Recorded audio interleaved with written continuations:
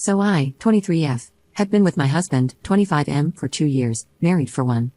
On the night of the incident, we had an argument about the distribution of chores that I believe triggered it. I thought it wasn't fair that I was doing the majority of the housework, on top of being a full-time student at university and having a job. He seemed to think the chore distribution was fair and that I was overreacting.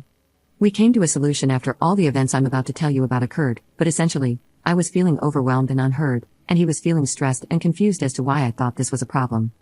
Later that night, we're discussing the situation again, and I express how it feels like he's not listening to me and how distant he's been lately. Then he says there's a reason for the distance, and I ask him to tell me why. He says that he thinks we moved too fast, he doesn't know who he is, and he wants a divorce. He says he cares about me but doesn't love me, and that he's been feeling this way for a while. Now, I promised myself years ago that I would never try to make someone stay with me if they don't want to. So, as much as this hurt, I said okay. I cried, he cried. I did ask if he wanted to try couples therapy before divorcing, but he said no. We decided to sort out details in the morning, so I grabbed some blankets to sleep on the couch, and he went upstairs to bed. In the midst of my sitting on the couch, crying and looking up apartments, what felt like hours later, I hear him get up and come to the living room. He sits down next to me and just says, "I messed up so bad." I freeze when I hear this because I've barely processed the reality of what just happened, and I can already see where he's going next. I ask him to elaborate, and he says he doesn't want a divorce, that he doesn't know why he said that, and he's feeling the most regret he's ever experienced in his life. He says that he realizes he messed up and I don't have to take him back. At this point, I've experienced so much emotional whiplash that I've completely numbed out. I'd already cried all the tears I could. Now, I was just sitting there next to my sobbing husband, saying I'd take him back, even though I'd barely processed the fact that he'd wanted to divorce me. I told him I wanted couples counseling and for him to get individual therapy, and he agreed. I've asked him about individual therapy in the past, but he never wanted to until now. It's days later now. I've gone through all the stages of being mad at him, depressed that my marriage almost ended, insecure about myself, accepting the reality, feeling love for him, feeling numb. Cycling through all these emotions over and over again at random. We're searching for a couples counselor, but a lot of them have wait lists right now. So in the meantime, I just want to know, if anyone has been in a similar situation, does it get better? Does the trust ever come back? I feel like I can't trust him at all now. When he touches me, I freak out sometimes because that's not the comforting feeling I'm used to when he touches me, it's the feeling like he's suffocating me. I want to be here for him and help him through whatever mental challenges he's facing. But this has been affecting my work and my schooling. I left my dream school for him. I can't just keep prioritizing him above everything else when he clearly doesn't do the same for me. And yet, until now, he was doing the same for me. He's always been so sweet, buying me flowers, making dinner, going out of his way to make time for us. And before you scream abuse, please know I've been in abusive relationships before, and they felt nothing like this. He's not like those guys, this is the first time he's ever done something like this. I just don't know how we can recover. Any advice on how to get through this would be appreciated. Update 1. 1 year ago, I, 24F, made this post asking for advice on how to continue with my relationship after my now ex-husband, 26M, betrayed my trust by telling me he wanted a divorce out of the blue and then changing his mind just a couple of hours later. As stated above, he is now my ex. Those of you who said that he would repeat the same behavior again, you were right. On New Year's Day 2024, he said he wanted a divorce, packed a bag, and left for a motel, then came back hours later. I'll admit, I was a wreck that day. I asked him if this was just going to be like last time, and he said no.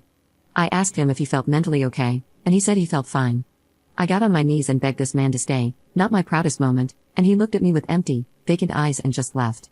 I was in tears for a couple of hours, but then I opened this app to try to distract myself and saw that he had made a now-deleted post on the divorce subreddit about how he left me and felt bad but didn't regret it. Then I went from depressed to furious. I called my landlord and told him that I was getting a divorce and needed his help in changing the locks.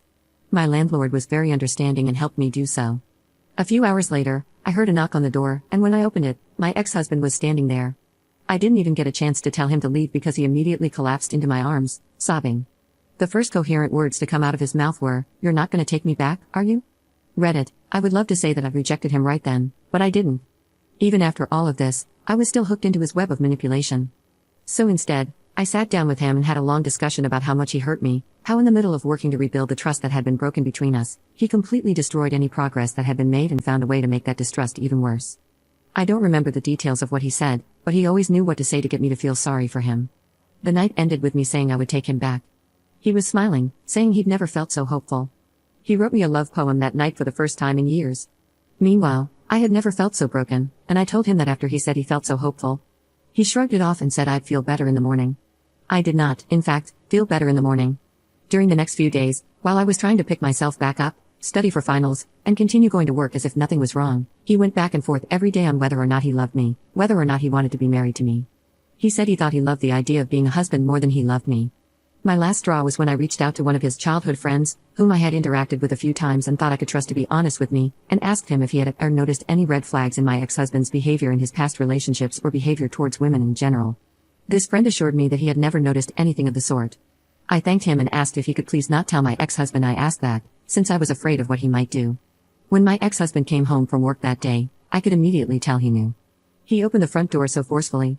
He sat down on the couch next to me, told me he knew, and said in a low and almost growling tone of voice, "But I know you didn't mean any harm by it." I was frozen in fear and couldn't say anything, but then he grabbed my face and turned my head to look at him.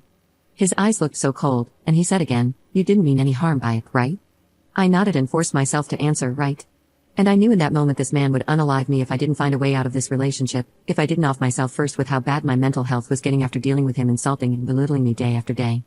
I was genuinely starting to spiral into a dark place I hadn't been to in years. The next day, while he was at work, I packed a bag, wrote a note telling him I'm leaving, and that I want his stuff out of the house when I get back. I left the note on the counter with my ring and spent the night at my mom's. It is an uncontested divorce, filing by mail, and should be finalized in April. I started the paperwork at my mom's house that first night of separation. Since ending my relationship, I have gone to therapy and realized just how abusive and manipulative my ex-husband was. I also understand how broken he is, but being mentally unwell is not an excuse for abusive behavior. What he did to me was abuse, and I'm not afraid to say that anymore. I have reconnected with old friends and made new ones. I have started doing things that I love again, things he never wanted me to do, like wearing red lipstick or eating mint-flavored things and going to concerts. I've realized I never want to be married again.